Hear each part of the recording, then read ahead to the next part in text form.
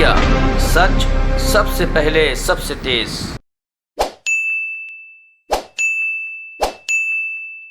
આજની આ પ્રેસ કોન્ફરન્સમાં ઉપસ્થિત તમામ આમ આદમી પાર્ટીના મહિલા સાથીઓ, વિશેષ ઉપસ્થિત આપણા રાષ્ટ્રીય આદર્શ અને દિલ્હી સરકારના મુખ્યમંત્રી માનનીય અરવિંદ કેજરીવાલજી, એવા જ આપણા શ્રી મહિલા પ્રમુખ ગૌરીબેન દેસાઈ, મહિલા ઉપપ્રમુખ શ્રી રીનાબેન રાવલ, શ્રી જવેલબેન વસરા, શ્રી ઈશુદાનભાઈ ગઢવી, શ્રી ઇન્દ્રનીલભાઈ રાજગુરુ, श्री गुलाब सिंह जी यादव, उपस्थित आप तमामनु आ ऐतिहासिक कार्यक्रम में हूँ स्वागत करूँ छूँ। माननीय अरविंद केजरीवाल जी आज गुजरातना तमाम बहनों ने एक भाई बनी ने रक्षाबंधन की गिफ्ट आपवा माटे पधार्या छे, त्यारे हूँ एमनु गुजरातनी धरती पर स्वागत करूँ छूँ। आपणे त्यां एवुं कहेवायुं छे के यत्र नार्यस्तु पूज्यन्ते रमन्ते तत्र देवता, के ज्यां नारीना अधिकारोनुं सन्मान थाय, प्रगति थाय छे, त्यां विकास थाय छे। अने आखा देशमां जो महिलाओना विकास माटे, महिलाओने आगळ लाववा माटे अने महिलाओना अधिकारोनुं रक्षण करवा माटे, महिलाओने सशक्त बनाववा माटे देशनी अंदर सौथी पहेला जो कोईए सारो विचार आप्यो होय तो माननीय अरविंद केजरीवालजी छे। त्यारे हुं माननीय केजरीवालजीने आ प्रेस कॉन्फ्रेंस नु माइक सौंपता पहला बधा ज बहनों ने, बधा ज उपस्थित तमाम साथीओं ने विनंती करीश के अरविंद जी बोलता होय त्यारे आपणे बिल्कुल शांति जाळवी राखीशुं, वच्चे कोई अवाज थाय एवुं नहीं करीए। विशेष विनंती छे बधाने। श्री अरविंद केजरीवाल जी।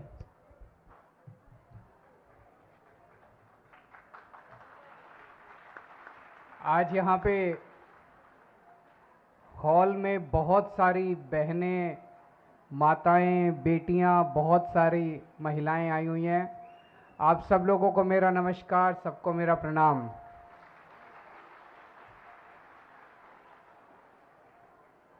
पिछले कुछ महीनों से मैं कई बार गुजरात आया और गुजरात के लोगों का खूब प्यार मिल रहा है, हम लोगों को खूब सम्मान, खूब विश्वास मिल रहा है।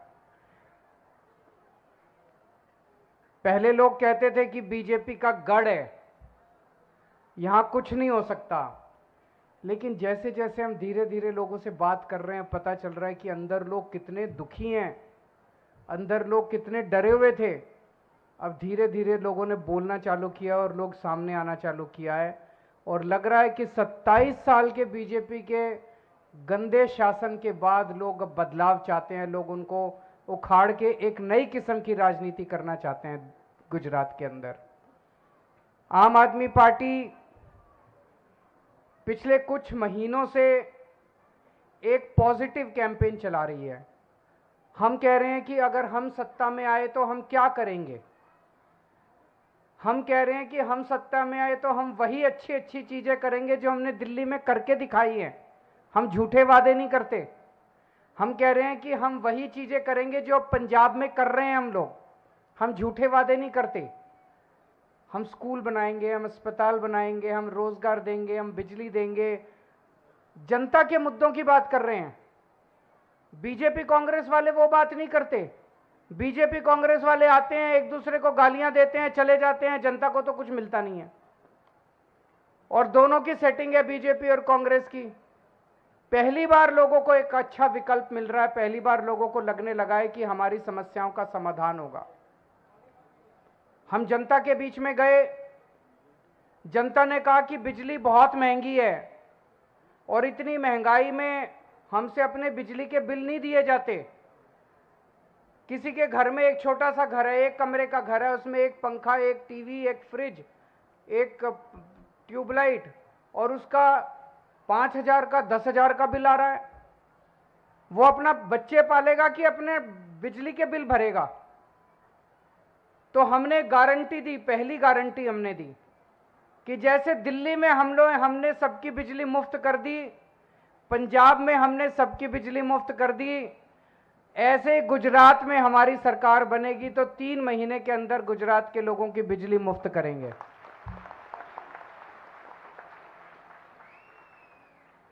आपके सारे पुराने बिल माफ कर देंगे, पुराना बकाया सब माफ कर देंगे, 24 घंटे बिजली देंगे और बिजली के बिल जीरो आया करेंगे, जीरो, मैजिक। फिर हमने दूसरी गारंटी दी। हमें पता चला कि बहुत बच्चे बेरोजगार हैं, बहुत दुखी हैं बच्चे। हमने दूसरी गारंटी दी कि हमारी सरकार बनेगी, हम हर बच्चे के लिए 5 साल में रोजगार का इंतजाम करेंगे और जब तक रोजगार नहीं मिलता तब तक उनको 3,000 रुपए महीने के हिसाब से बेरोजगारी भत्ता देंगे।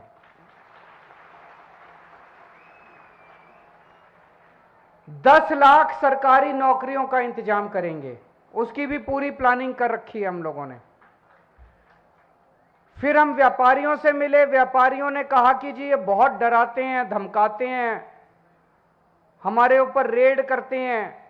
ये सब बंद करेंगे, रेड राज बंद करेंगे, व्यापारियों को धमकाना डराना बंद करेंगे, व्यापारियों को खुलेआम इज्जत से व्यापार करने की छूट देंगे। उनके व्यापारियों के जितने मुद्दे थे उनके ऊपर हमने बात की। फिर हम आदिवासी समाज में गए, आदिवासी समाज के मुद्दों की बात की। तो 4 गारंटी दे चुके हैं। आज 5वीं गारंटी है, महिलाओं के लिए गारंटी है। और महिलाओं के लिए हमारी गारंटी है कि आम आदमी पार्टी की सरकार बनने के बाद 18 साल से ऊपर की हर महिला को, जो महिला चाहेगी, उसे 1,000 रुपए हर महीने के हिसाब से उसके बैंक अकाउंट में दिया जाए। होना चाहिए कि नहीं होना चाहिए? ये बोलते हैं फ्री की रेवड़ी है। फ्री की रेवड़ी है कि अधिकार है? हक है। फ्री की रेवड़ी नहीं है, अधिकार है। आपका पैसा है, आपको वापस मिलना चाहिए। स्विस बैंकों में नहीं जाना चाहिए, जनता को मिलना चाहिए।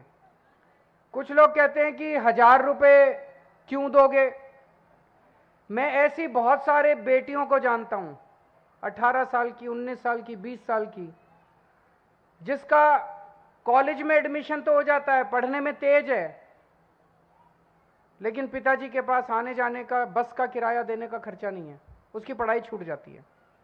ऐसी कई बेटियां हैं जिसका कॉलेज में एडमिशन हो जाता है, लेकिन कॉलेज की फीस देने के पैसे नहीं है पिताजी के पास, उसकी पढ़ाई छूट जाती है। उनको 1,000 रुपए देंगे। ऐसी बहुत सारी बेटियां हैं जो अपनी पढ़ाई पूरी कर पाएंगी जब उनको 1,000 रुपए मिलेंगे। ऐसी बहुत सारी बहनें हैं, शादीशुदा बहनें हैं, घर चला रही हैं। इतना महंगाई का जमाना है, घर का खर्चा नहीं चलता, पति की तनख्वाह उतनी है, तनख्वाह बढ़ती नहीं है, लेकिन खर्चे बढ़ते जा रहे हैं। उनके हाथ में 1,000 रुपए जाएगा तो वह हो सकता है अपने बच्चे को थोड़ा सा और फ्रूट्स खिला देगी, थोड़ा दूध पिला देगी, थोड़ा सा अपने बच्चों के लिए कुछ और खर्चा कर देगी। हमारी जितनी माएँ हैं, बुजुर्ग महिलाएं हैं, बेटी घर में आती है, माँ का मन करता है कि उसके हाथ में कुछ रख दूं, करता है कि नहीं करता है? लेकिन माँ को फिर बेटे की तरफ देखना पड़ता है। बेटा देता है तो बेचारी कुछ करती है, बेटा नहीं देता तो अपना मन महसूस के बैठ जाती है। अगर माँ के हाथ में 1,000 रुपए होंगे तो उसको बेटे की तरफ, पति की तरफ देखना नहीं पड़ेगा। वो अपना अंदर जाएगी, संदूक खोलेगी, पैसे निकालेगी और बेटी के हाथ में रख देगी, उसको बड़ा सुकून मिलेगा। 1,000 रुपए हर बहन के हाथ में देने से मैं समझता हूं कि बहुत बड़े स्तर पे अर्थव्यवस्था में भी फर्क पड़ेगा। एक तो है कि आप बड़े बड़े अमीर लोगों के हाथ में पैसा डालो। कोई अरबपति है, उसके पास पैसा जाएगा तो वो क्या करेगा? अभी उसके पास 2 जहाज है, 4 जहाज खरीद लेगा, 5 जहाज खरीद लेगा, 2 बड़े बड़े बंगले। उससे अर्थव्यवस्था नहीं अच्छी होती। जब एक आम आदमी के हाथ में, आम बहन के हाथ में पैसा जाएगा, वो बाजार जाएगी, सब्जी खरीदेगी, आटा खरीदेगी, रोजमर्रा की चीजें खरीदेगी, इससे अर्थव्यवस्था बढ़ती है, इकोनॉमी की प्रोडक्शन बढ़ती है, डिमांड बढ़ती है, फिर नई नई फैक्ट्रियां लगेंगी वो सामान बनाने के लिए।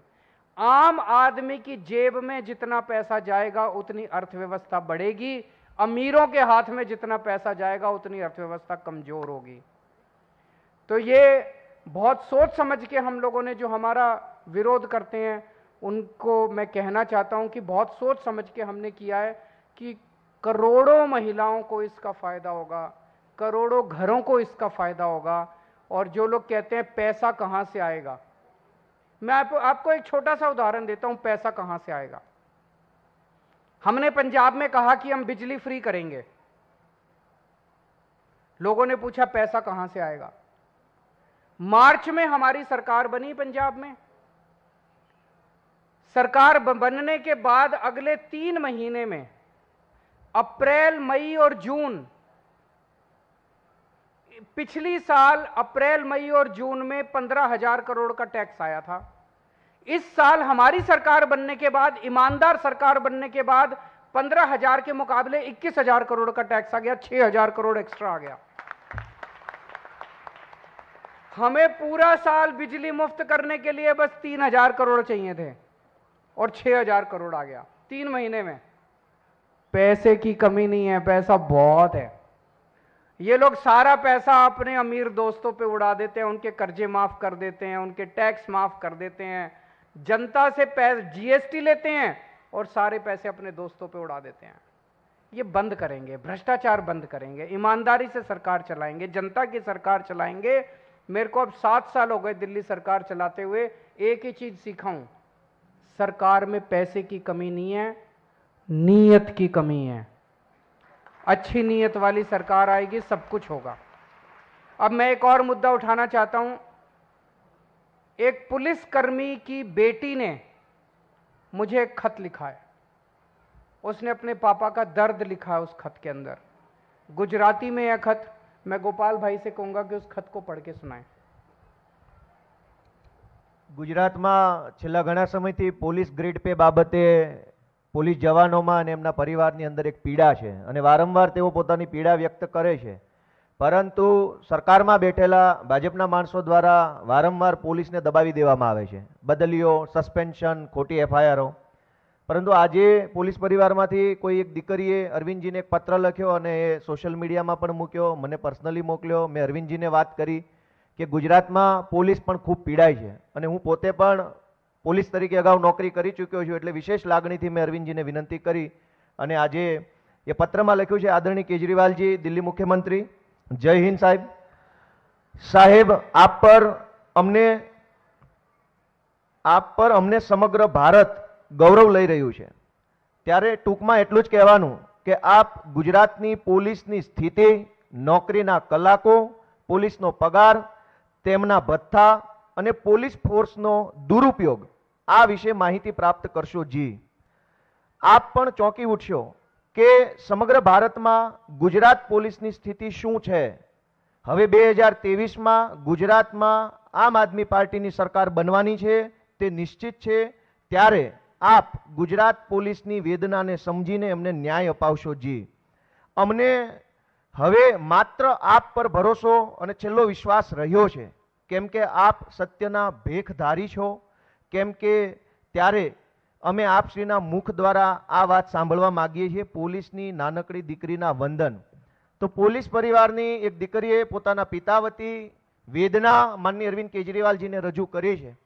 આ બાબત દર્શાવે છે કે ગુજરાતમાં સરકારમાં બેઠેલા જે કોઈ પણ લોકો છે એમના ઉપર કોઈને ભરોસો નથી। હવે આખા દેશને અને ગુજરાતના તમામ લોકોને ભરોસો માનનીય અરવિંદ કેજરીવાલજી ઉપર છે, એટલે એમણે અરવિંદજીને વિનંતી કરી છે। અને વાત સાચી છે કે 12-12, 15-15, 20-20 કલાક સુધી પોલીસ જવાનો પાસે નોકરી લેવામાં આવે છે, બદલામાં મામૂલી પગાર 20,000 ફિક્સેશન 5 વર્ષ સુધી, 5 વર્ષ પૂરા થાય તો 21,000 રૂપિયા, કંઈક બોલીએ તો સસ્પેન્ડ થઈ જાય, બદલી થઈ જાય, ઠપકો આપવામાં આવે, પીજાફો અટકાવી દેવામાં આવે। આવી રીતે ગુજરાતની પોલીસને ખૂબ હેરાન કરવામાં આવે છે। એક તરફ પોલીસ ઈમાનદારીથી પોતાનું કામ કરે છે, ગુજરાતને સુરક્ષિત રાખે છે, ગુજરાતની બહેનો, ગુજરાતના સામાન્ય માણસોના જીવનને સુરક્ષિત રાખવાનું કામ કરે છે, જીવના જોખમે ગુજરાતની પોલીસ સારું કામ કરે છે, ડ્રગ્સ માફિયાઓને પકડે છે, બુટલેગરોને પકડે છે, તમામ પ્રકારે ગુજરાત પોલીસ પોતાનું યોગદાન આપે છે। બદલામાં માગે છે શું? એક નાનકડો એવો ગ્રેડ પગાર કે ગ્રેડ પે વધી જાય, 5 પૈસા ઘરમાં વધારે આવે તો બાળકોને ભણાવી શકાય। આજે માનનીય અરવિંદ કેજરીવાલજીએ ગુજરાત પોલીસની વેદનાને સાંભળી છે। હું માનનીય અરવિંદજીને વિનંતી કરું આગળની વાત કરે। आपने इस बेटी के खत को सुना। सबसे पहले तो मैं उसे कहना चाहता हूं कि आपने हिम्मत करके मुझे चिट्ठी लिखी और आपने हमारे ऊपर इतना विश्वास जताया कि आपने अपने गुजरात के मुख्यमंत्री को नहीं लिखा, आपने दूसरी पार्टी वालों को नहीं लिखा, आपने हमें लिखा और कहा कि हमें आपसे उम्मीद है। मैं आपका तहे दिल से बच्चे शुक्रिया अदा करता हूं और मैं ये कहना चाहता हूं कि आपके इस विश्वास को हम टूटने नहीं देंगे, आपके विश्वास को हम पूरा बढ़ाएंगे। मैं गुजरात के सभी पुलिसकर्मियों को भी कहना चाहता हूं, मेरे को कई सारे पुलिसकर्मी मिलते हैं, अकेले में मिलते हैं, सब लोग कहते हैं कि अब आम आदमी पार्टी से ही उम्मीद है। वो लोग सामने नहीं आ सकते, उनकी मजबूरी है। मैं उन सबको कहना चाहता हूं कि आप एक बार लग के अपने अपने तरीके से जो जहां है वहां काम करते हुए अपनी नौकरी को खतरे में नहीं डालना। आप अपने अपने तरीके से आम आदमी पार्टी को समर्थन कीजिए, आम आदमी पार्टी को सरकार बनाने के लिए पूरा दम लगाइए। मैं आपको भरोसा देता हूं कि जो अभी 20-20 हज़ार रुपये महीना एक पुलिस वाले को एंट्री पे तनख्वाह मिलती है, 20 हज़ार रुपये में क्या होता है? 20 हज़ार रुपये में तो कुछ भी नहीं होता। एक पुलिस वाला अपने घर का खर्चा कैसे चलाएगा? पूरे देश में सबसे कम तनख्वाह पुलिस में, सबसे कम तनख्वाह गुजरात में मिलती है और सबसे कठिन परिस्थितियों के अंदर गुजरात पुलिस काम कर रही है। हमारी सरकार बनेगी, पूरे देश में जो सबसे बेस्ट तनख्वाह मिलती है किसी भी राज्य के अंदर, वो गुजरात के अंदर लागू करेंगे। गुजरात की पुलिस को उनको पूरी तनख्वाह दिलाएंगे, उनके वर्किंग कंडीशन को सुधारेंगे और फिर हम उम्मीद कर सकते हैं कि वो गुजरात के लोगों की सुरक्षा अभी भी अच्छी कर रहे हैं, लेकिन और मुस्तैदी के साथ और अच्छे तरीके से वो गुजरात के लोगों की रक्षा करेंगे। अभी मेरी उन सबसे विनती है, आप जहां भी हैं, जैसे भी है, काम करते रहिए और अंदर खाने जैसे जैसे हो सकता है आप आम आदमी पार्टी की सरकार बनाने में मदद कीजिए। अगर कोई प्रश्न है मीडिया के लोगों के तो आप।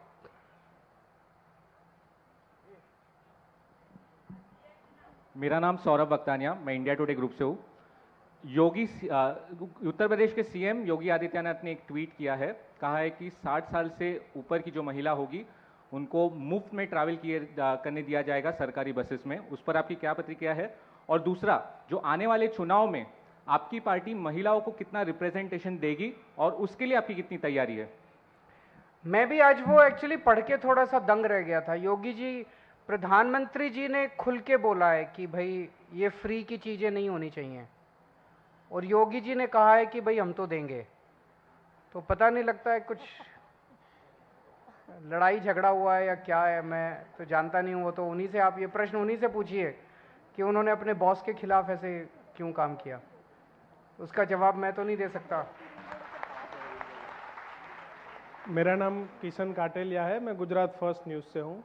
ये ग्रेड पे वाली अभी गोपाल भाई ने चिट्ठी पढ़ी, क्या आप उसके बारे में कुछ सोच रहे हो? जो ग्रेड पे का जो बिल्कुल, मैंने जैसे अभी कहा, हमारी सरकार बनेगी, हम तुरंत गुजरात पुलिस के कर्मचारियों को, अधिकारियों को पूरे देश में जिस राज्य में सबसे अच्छी तनख्वाह मिलती है उसके बराबर तनख्वाह करेंगे अपने गुजरात पुलिस कर्मियों को।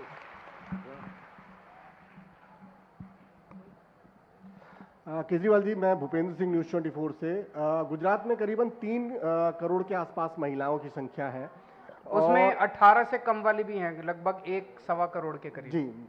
और इन सबको आपने जैसे घोषणा की है, अगर वो चाहेंगी तो 1000 रुपये देने आप देंगे।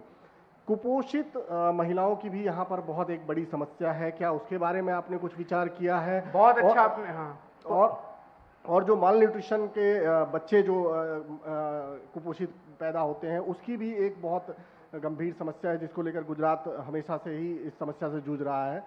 सरकार की तरफ से उपाय भी किए जा रहे हैं, लेकिन आप पार्टी उसको लेकर क्या सोचती है? देखिए, आपने बहुत अच्छा प्रश्न किया कि एक तो महिलाओं का कुपोषण है, एक बच्चों का कुपोषण है। आज एक महिला के हाथ में पैसे नहीं है, एक महिला सबसे ज्यादा प्यार अपने बच्चे से करती है। माँ सबसे ज्यादा प्यार अपने बच्चे से करती है और अपने बच्चे के लिए वो कुछ भी कर सकती है। आप सोच के देखो, कल्पना करके देखो, अगर एक माँ के हाथ में 1000 रुपए आ गए, वो अपने बच्चे को, सबसे पहले अपने बच्चे को अच्छा खाना खिलाएगी, कहीं से भी लाके खिलाएगी कि मुझे लगता है कुपोषण की बीमारी को दूर करने का सबसे अच्छा तरीका यही है, उसके हाथ में पैसे रख दो थोड़े बहुत। आप उसको कुछ कुछ, हम तरह तरह की स्कीमें बनाते हैं, सरकारी योजनाएं बनाते हैं। सबसे अच्छी योजना कुपोषण को दूर करने की मैं आपको बता रहा हूं यही साबित होगी। और कोई प्रश्न? मेरा नाम मेहुल जाला है, मैं न्यूज़ इंडिया से हूँ। केजरीवाल साहब, कांग्रेस कह रही है कि आम आदमी पार्टी बी टीम है, आप कह रहे हैं कि कोई और बी टीम है, तो दरअसल आप वहाँ से तय नहीं कर लेते कि कौन किसके लिए बी टीम के तौर पर काम कर रहा है? आप उन्हीं से पूछ लीजिए। ये नहीं, टी.एस. सिंहदेव आए थे, राजस्थान के हेल्थ मिनिस्टर, उनसे हमने पूछा था कि आप एक दूसरे पर क्यों बी टीम का आरोप लगा रहे हैं। दूसरा सवाल ये है कि आज के दौर में जो बिहार है उससे लगता है कि नीतीश अगले मुख्य प्रधानमंत्री होंगे और केजरीवाल उनका समर्थन करेंगे 2024 के लिए। बिहार में जो घटनाएं घट रही हैं वो ये दिखाता है कि भारतीय जनता पार्टी बहुत अहंकारी होती जा रही है और उसके अहंकार की वजह से जनता भी उससे दुखी होती जा रही है देश भर में, और दूसरी उसकी सहयोगी पार्टियां वो भी उनका साथ छोड़ती जा रही हैं। शिवसेना ने उनका साथ छोड़ दिया, अकाली दल ने उनका साथ छोड़ दिया, जेडीयू ने उनका साथ छोड़ दिया। अहंकार तो रावण का भी नहीं चला था। अगर आप सत्ता में आते हो तो एक चीज सबसे जरूरी होती है, आपको अपनी ह्यूमिलिटी हिंदी में क्या बोलेंगे, ह्यूमिलिटी बना के रखनी पड़ती है। आपको विनम्रता, आपको विनम्र रहना पड़ता है। आपको जनता के आगे हाथ जोड़ के लोगों के सामने पूरी विनम्रता के साथ काम करना पड़ता है। अहंकार आ जाता है तो फिर आपका पतन शुरू हो जाता है। बिहार यही दिखा रहा है कि ये सही नहीं है उनका। सर, 24 में नीतीश कुमार को केजरीवाल सपोर्ट करेंगे, ममता को सपोर्ट करेंगे, या खुद केजरीवाल चाहेंगे कि वो प्रधानमंत्री बने? अभी तो ऐसा कुछ है नहीं, ना तो वो प्रधानमंत्री के उम्मीदवार हैं, ना कोई ममता जी हैं, ना मैं हूं। जब 24 आएगा तो 24 का देखेंगे, अभी तो 1.5-2 साल है। Thank you.